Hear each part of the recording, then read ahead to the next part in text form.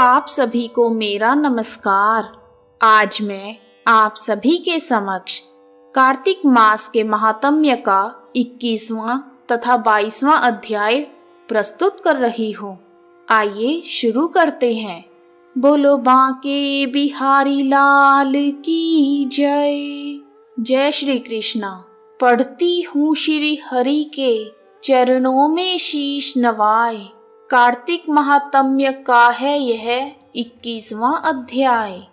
जलंधर की मृत्यु के पश्चात ब्रह्मा जी तथा सभी देवताओं ने नतमस्तक होकर भगवान शिव की स्तुति की और कहा, हे देवाधिदेव, आप प्रकृति से परे परब्रह्म परमेश्वर हैं। आप निर्गुण निर्विकार तथा सर्वेश्वर होकर भी नित्य अनेक प्रकार के कर्मों को करते हैं। हे प्रभु, हम सब आपके दास हैं। हे शिव शंकर महादेव, हे देवेश, आप प्रसन्न होकर हमारी रक्षा कीजिए। हे शिव शंकर भगवान, हम आपकी प्रजा हैं तथा हम सदैव आपकी शरण में रहते हैं। नारद जी ने राजा पृथु से कहा, इस प्रकार ब्रह्मा जी तथा सभी देवताओं तथा मुनियों ने भगवान शंकर की अनेक प्रकार से स्तुति की तथा उनके चरण कमलों का ध्यान किया। जब देवगण स्तुति करके मौन हो गए, तब शंकर भगवान ने सभी देवताओं से कहा, हे ब्रह्मा जी तथा सभी देवतागण, जलंधर तो मेरा ही अंश था। उसे मैंने तुम्हारे लिए नहीं मारा। यह मेरी सांसारिक लीला थी। फिर भी आप लोग सत्य कहिए कि आप सब इससे सुखी हुए या नहीं। तब ब्रह्मा जी तथा सभी देवताओं के नेत्र खुशी के मारे खिल गए और उन्होंने भगवान शिव को प्रणाम करके विष्णु जी का सवृत्तांत सुनाया कि कैसे उन्होंने बड़े प्रयत्न से वृंदा को मोहित किया था तथा वह अग्नि में प्रवेश करके परम गति को प्राप्त हुई थी। देवताओं ने यह भी कहा कि तभी से वृंदा की सुंदरता पर मोहित हुए भगवान विष्णु उसकी चिता की राख को लपेटकर इधर उधर घूम रहे हैं। अतः आप उन्हें समझाएं कि यह सारा चराचर आपके अधीन है। देवताओं से यह सारा वृतांत सुनकर शिव शंकर जी ने उन्हें अपनी माया समझाई और कहा कि उसी से मोहित होकर विष्णु भगवान भी काम के वश में हो गए हैं। परंतु महादेवी उमा, त्रिदेवों की जननी, सबसे परे वह मूल प्रकृति परम मनोहर और वही गिरिजा भी कहलाती हैं। अतः विष्णु जी का मोह दूर करने के लिए आप सब उनकी शरण में जाइए। देवताओं को इतना कहकर भगवान शिव वहीं अंतर्ध्यान हो गए। भगवान शिव तथा सागर पुत्र जलंधर का युद्ध चरित्र पुण्य प्रदान करने वाला है तथा समस्त पापों को नष्ट करने वाला है। यह सभी को सुख प्रदान करता है और शिव भगवान को भी आनंद देता है। इन दोनों आख्यानों को पढ़ने तथा सुनने वाले सभी सुखों को भोगकर अंत में अमर पद को प्राप्त करते हैं। इस प्रकार कार्तिक मास के महात्म्य का 21वां अध्याय पूर्ण हुआ। बोलो बांके बिहारी लाल की जय।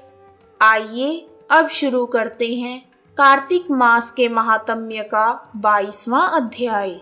22वें अध्याय की मैं पढ़ने लगी हूँ बात। श्री हरि भगवान की कृपा से जिह्वा ने दे दिया साथ। राजा पृथु ने नारद जी से पूछा, हे देवर्षि, कृपा करके आप मुझे यह बताइए कि देवताओं ने देवी को किस प्रकार मनाया कि विष्णु जी का मोह दूर हो गया। तब नारद जी ने कहा, भगवान शिव की आज्ञा से सभी देवता मूल प्रकृति को प्रसन्न करने के लिए चल दिए।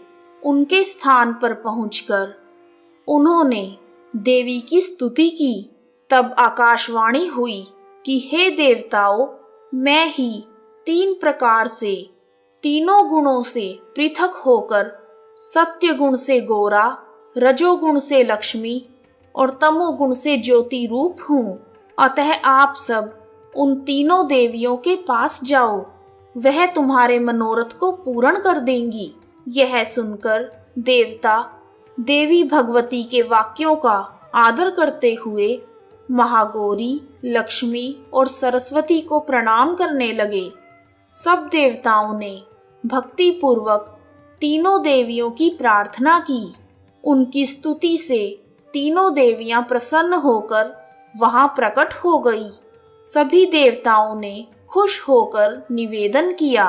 तब देवियों ने कुछ बीज देकर कहा, इन्हें ले जाकर बो दो, तभी तुम्हारे सब कार्य सिद्ध हो जाएंगे। ब्रह्मा जी तथा सभी देवता देवियों द्वारा दिए गए बीज लेकर विष्णु जी के पास गए। वृंदा की चिता भूमि पर देवताओं ने उन बीजों को बो दिया। उससे धात्री, मालती और तुलसी जी प्रकट हुई। सरस्वती जी के बीज से धात्री, लक्ष्मी जी के बीज से मालती और गौरी माँ के बीज से तुलसी जी प्रकट हुई। विष्णु जी ने ज्यों ही उन स्त्री रूप वाली वनस्पतियों को देखा तो वह उठकर बैठ गए। कामासक्त चित्त से मोहित होकर उनसे याचना करने लगे। धात्री और तुलसी जी ने उनसे प्रीति की। विष्णु जी सारा दुख भूलकर देवताओं से नमस्कृत होकर वैकुंठ में चले गए। वह पहले की तरह शांत तथा सुखी होकर शंकर भगवान का स्मरण करने लगे। यह व्याख्यान भगवान शिव की भक्ति को प्रदान करने वाला है। इस प्रकार कार्तिक मास के महात्म्य का 22वां अध्याय पूर्ण हुआ। बोलो बांके बिहारी लाल की जय। श्री कृष्ण गोविंद हरे मुरारी, हे नाथ नारायण वासुदेवा। जय श्री कृष्णा। यदि आपको कार्तिक मास के महात्म्य का 21वां तथा 22वां अध्याय पसंद आया है तो कमेंट बॉक्स में जय श्री कृष्णा, जय दामोदर भगवान तथा जय माता की लिखना ना भूलें। आप सभी का हार्दिक धन्यवाद। जय श्री कृष्णा, जय माता दी।